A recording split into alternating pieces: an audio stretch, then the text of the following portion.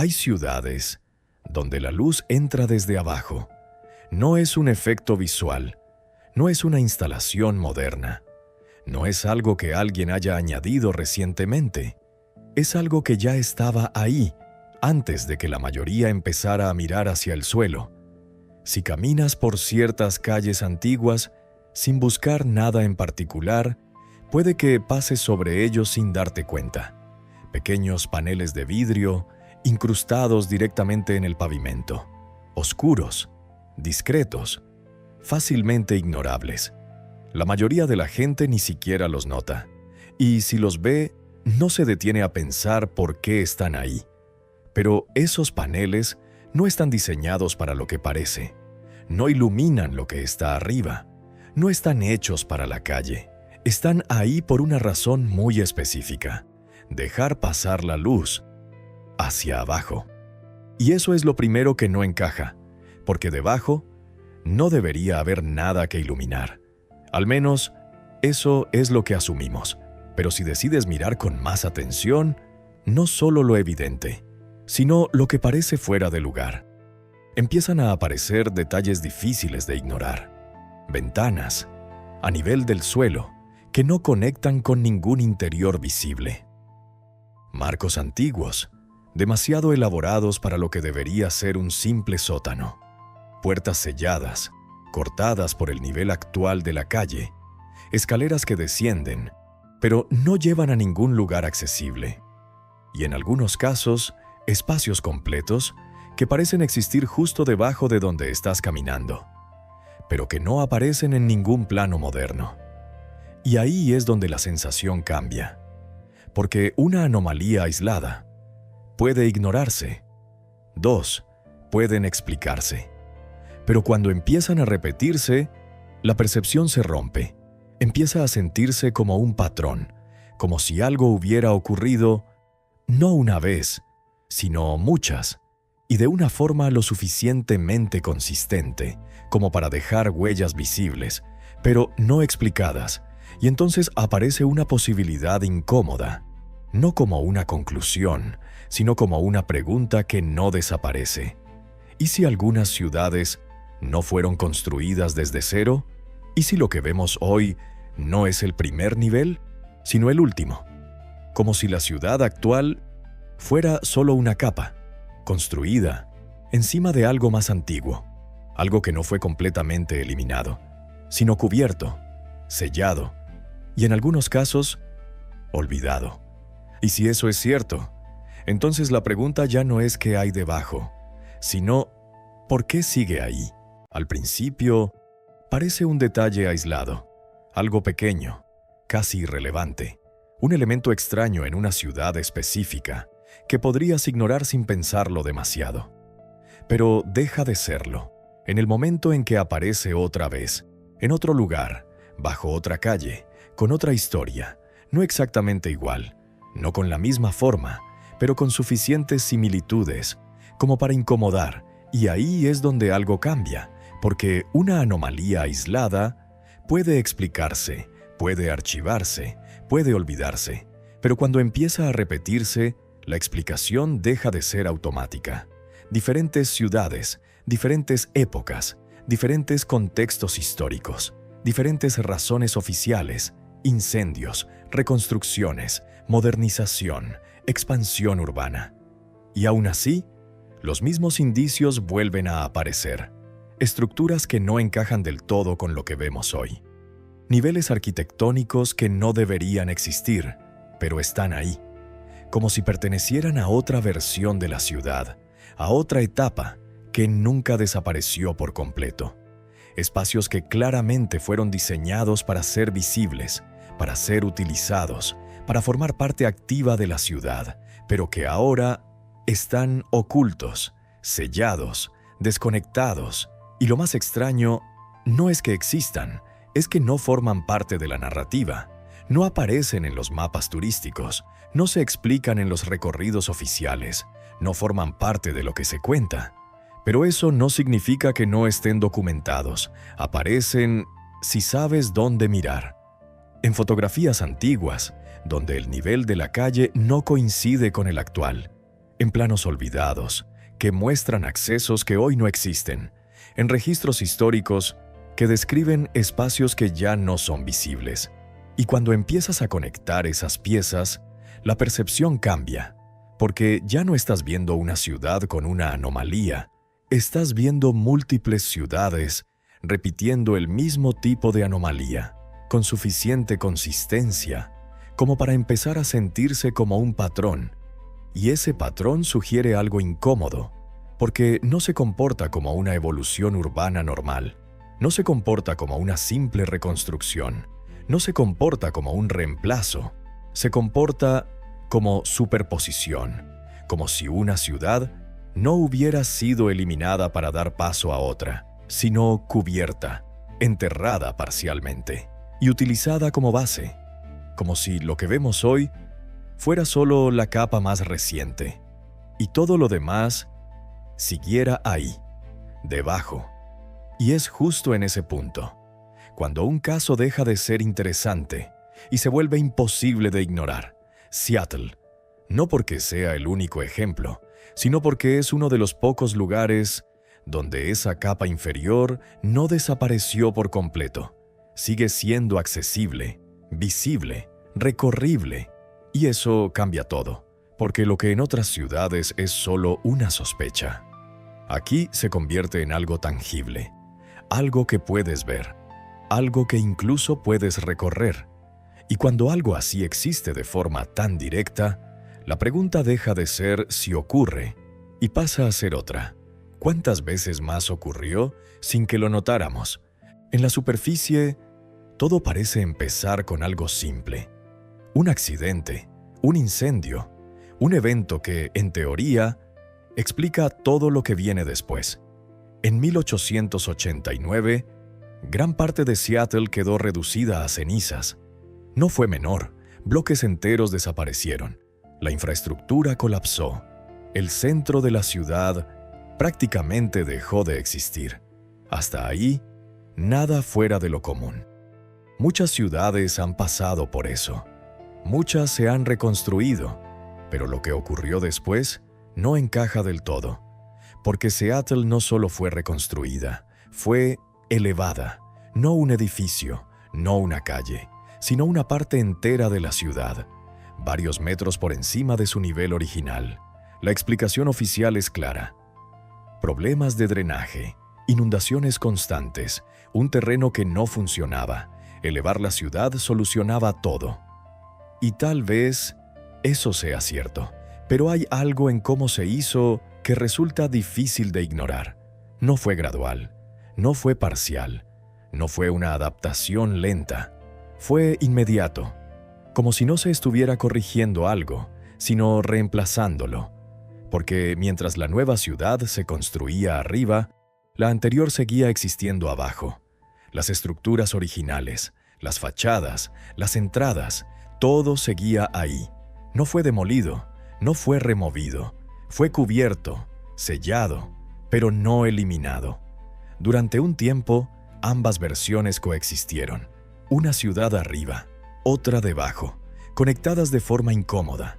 Escaleras improvisadas, entradas desalineadas, espacios que ya no encajaban con su función original.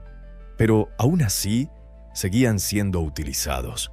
Lo que estaba abajo no era un espacio muerto, era funcional. La luz seguía entrando, los accesos seguían activos, las personas seguían bajando. No tendría sentido iluminar algo si no esperas que alguien lo use. Y sin embargo, eso es exactamente lo que ocurría. Una ciudad desplazada, pero viva. Y entonces, sin una transición clara, todo cambia. El acceso se restringe, el uso disminuye y finalmente se prohíbe. La explicación habla de salud, de riesgos, de enfermedades, y puede ser cierto, pero hay algo que no encaja del todo, porque no estamos hablando de un edificio, ni de una zona aislada. Estamos hablando de un sistema completo. Calles, negocios, conexiones, y todo eso deja de utilizarse, no poco a poco, no con resistencia visible, sino casi de golpe, como si en algún momento interactuar con ese nivel de la ciudad dejara de ser aceptable. Y lo más extraño no es que se haya cerrado, es lo que ocurre después, porque no fue destruido, no fue rellenado, no fue eliminado, fue simplemente dejado ahí, oscuro, sellado, pero intacto, como si su función hubiera terminado.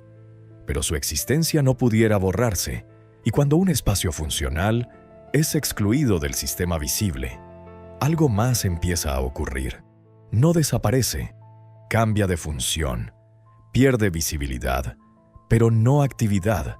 Y eso no es exclusivo de Seattle, es un patrón, porque cuando una estructura queda fuera del sistema oficial, alguien más la reutiliza, de formas que no siempre quedan registradas, de formas que no siempre buscan ser visibles, y ahí es donde la historia se expande. Otra ciudad, otro sistema subterráneo, otro contexto, pero la misma sensación. Portland. Los túneles existen, eso no está en duda. Se pueden ver, se pueden recorrer, pero lo que ocurrió dentro es mucho menos claro. Hay versiones, relatos, historias que sobreviven, pero no se fijan. Algunas hablan de conexiones con el puerto, de flujos invisibles entre la ciudad y los barcos. Otras describen espacios cerrados, movimientos humanos, sin registro. Pero cuando intentas confirmar esas historias, la narrativa cambia, se vuelve ambigua, difusa, reconocimiento, seguido de negación, evidencia, seguida de reinterpretación, como si el objetivo no fuera negar completamente, sino diluir. Y eso deja una pregunta incómoda. Si los espacios están ahí y algo ocurrió dentro, ¿por qué es tan difícil conectar ambos? Y luego, hay otro tipo de anomalía, aún más difícil de encajar, no donde algo fue ocultado, sino donde algo fue interrumpido. Cincinnati, un proyecto subterráneo, aprobado, financiado, construido, túneles, estaciones, infraestructura completa, no una idea, una realidad en desarrollo. Y entonces se detiene. No falla, no colapsa, no se destruye, simplemente deja de avanzar. Las explicaciones existen, costos, política, cambios de prioridad, pero cuando miras el conjunto, algo no termina de encajar, porque no se canceló una idea, se abandonó algo que ya estaba hecho, algo funcional, algo utilizable, y aún así, nunca se usó. Las estructuras siguen ahí, completas, vacías, como si el sistema hubiera decidido no continuar. Y lo más desconcertante no es que se haya detenido, es que nunca se retomó. Décadas después, todo sigue ahí. Mientras arriba, la ciudad continúa, como si esa capa nunca hubiera existido. Y cuando juntas todo esto, la anomalía deja de ser un caso aislado, se convierte en algo más amplio, más difícil de ignorar, porque ya no estás viendo solo ciudades que se reconstruyen, estás viendo ciudades que se elevan, que se sellan, que se reutilizan o que se detienen a medio camino, como si diferentes sistemas, en distintos lugares, hubieran llegado a un mismo tipo de solución.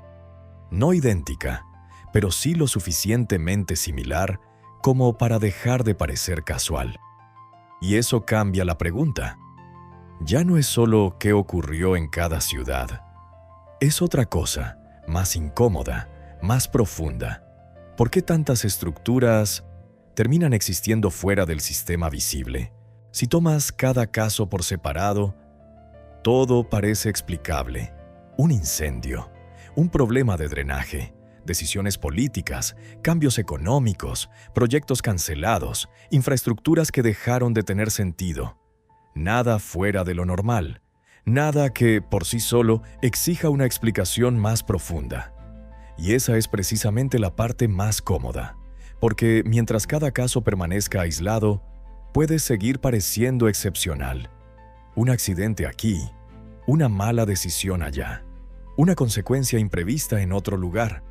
Pero cuando empiezas a observarlos juntos, algo cambia, porque ya no estás viendo eventos aislados, estás viendo una dirección, un patrón: Seattle, Portland, Cincinnati, Nueva York, Los Ángeles, diferentes contextos, diferentes cronologías, diferentes explicaciones oficiales y, aún así, una misma sensación de fondo, como si algo hubiera cambiado, no solo en las ciudades, sino en la lógica con la que las ciudades empezaron a imaginarse a sí mismas.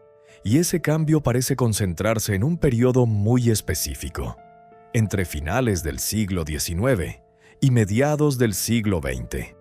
Ahí, algo se transforma, las ciudades cambian, pero no solo crecen, no solo se modernizan, no solo se expanden, se reconfiguran, cambian de prioridad, cambian de anatomía, cambian de relación con lo que ocurre debajo de la superficie. Los espacios subterráneos pierden centralidad, los sistemas conectados dejan de expandirse, las capas inferiores dejan de ser parte activa del futuro urbano, y en su lugar emerge otra lógica, más visible, más expuesta, más fragmentada, más dependiente de lo que ocurre arriba. El movimiento colectivo empieza a ceder ante el movimiento individual. Las conexiones internas se reemplazan por trayectorias externas. La ciudad deja de pensarse como una estructura continua y empieza a organizarse como una superficie. Y cuando eso ocurre, todo lo que no encaja con esa nueva lógica empieza a quedar fuera.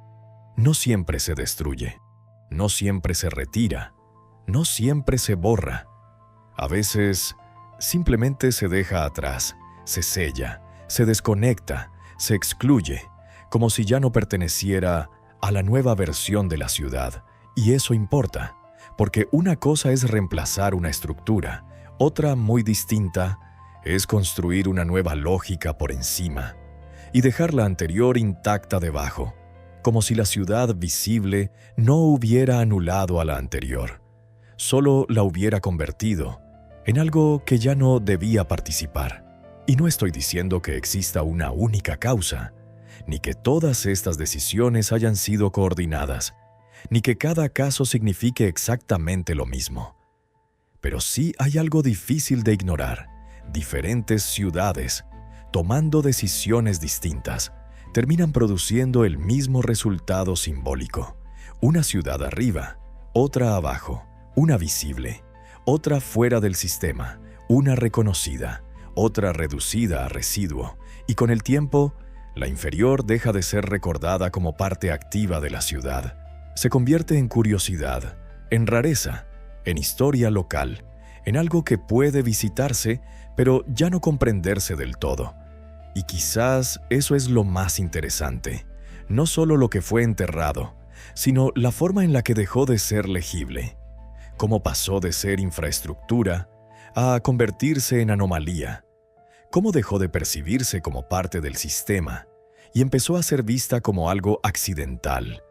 Y eso abre una posibilidad incómoda, que tal vez la transformación más importante no fue física, fue perceptiva, porque olvidar no siempre significa que algo desapareció. A veces, solo significa que dejamos de saber cómo mirarlo. A medida que el patrón se repite, empieza a transformarse. Ya no se trata solo de espacios funcionales, ni únicamente de infraestructura. En algunos casos, lo que fue dejado atrás no solo era útil, era sofisticado, diseñado con intención, con detalle, casi con identidad propia. Y ahí es donde la anomalía cambia de escala, porque ya no estás viendo solo sistemas que dejaron de usarse, estás viendo sistemas que parecían haber sido pensados para durar. Nueva York es uno de los ejemplos más difíciles de ignorar, no por lo que se perdió, sino por lo que aún permanece, oculto. La primera línea de metro de la ciudad no fue concebida como una solución mínima. Fue diseñada como una declaración, un símbolo, un punto de llegada, un espacio donde la ingeniería y la estética no estaban separadas. Las estaciones no eran simples nodos de tránsito. Eran espacios construidos para impresionar, para generar sensación, para convertir lo cotidiano en algo casi monumental. Y, sin embargo, algunas de esas estaciones dejaron de formar parte del sistema, no porque fueran destruidas, no porque dejaran de funcionar por completo, sino porque dejaron de encajar. Permanecen ahí, con sus materiales, con su diseño, con su intención original intacta, pero fuera de uso, fuera de acceso, fuera de la experiencia diaria, como si pertenecieran a otra versión de la ciudad. Y eso introduce algo distinto, porque aquí no estás viendo solo abandono, estás viendo desconexión, una separación entre lo que existe y lo que el sistema decide utilizar. Y Nueva York no es un caso aislado. En Los Ángeles, la historia toma otra forma, pero llega al mismo punto. Antes de convertirse en una ciudad definida por el automóvil, existía otra lógica, una red extensa, conectada, eléctrica, eficiente, un sistema que permitía moverse a través de la ciudad sin depender completamente de la superficie, incluyendo tramos subterráneos, y funcionaba durante décadas de forma consistente, predecible, integrada en la vida cotidiana, hasta que dejó de hacerlo, no por colapso, no por imposibilidad técnica, sino por una transición, gradual en apariencia, pero absoluta en sus efectos. El sistema fue desmontado, las rutas desaparecieron, pero la infraestructura no lo hizo completamente. Los túneles permanecieron, las conexiones siguieron existiendo, pero ya no eran parte del flujo principal. La ciudad empezó a organizarse de otra manera, alrededor de otra lógica, una lógica donde la superficie domina, donde el movimiento es visible, individual, segmentado, menos continuo, más disperso, y en ese nuevo sistema, lo que estaba debajo dejó de ser central, dejó de ser necesario, o al menos dejó de ser prioritario. Y cuando observas estos casos juntos, la idea empieza a tomar forma. No estás viendo decisiones aisladas, no estás viendo errores repetidos, estás viendo una dirección, una preferencia estructural, una forma específica de rediseñar la ciudad, menos conexión subterránea, más expansión superficial, menos continuidad interna, más fragmentación visible. Y en ese proceso, lo que existía antes no siempre fue eliminado, no siempre fue reemplazado. A veces, simplemente fue dejado atrás, como si el sistema no necesitara destruirlo, solo dejar de incluirlo. Y esa diferencia, aunque parece sutil, cambia completamente la forma de verlo. Porque ya no se trata de pérdida, se trata de desplazamiento, no de desaparición, sino de exclusión. Y cuando suficientes estructuras terminan en ese estado, la pregunta deja de ser individual y empieza a sentirse sistémica.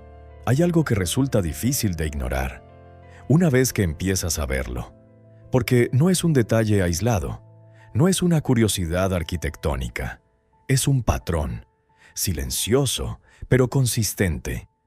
Las ciudades no son estructuras fijas, nunca lo fueron, son acumulaciones, capas que se superponen, sin eliminar por completo lo anterior. Decisiones tomadas en distintos momentos que no siempre reemplazan. A veces, simplemente cubren, y cuando eso ocurre, lo que queda debajo no desaparece, no se borra, no deja de existir. Permanece, fuera de vista, fuera de uso, pero todavía presente. Seattle no es una excepción, Portland tampoco, Cincinnati, Nueva York, Los Ángeles, no son anomalías individuales, son variaciones de la misma lógica. Una ciudad visible y otra que dejó de formar parte de la narrativa, no porque no exista, sino porque ya no es observada. Y quizás la pregunta no es por qué fueron construidas así, ni siquiera por qué fueron abandonadas, sino algo más simple y mucho más incómodo. ¿Cuántas capas más existen que todavía no hemos notado?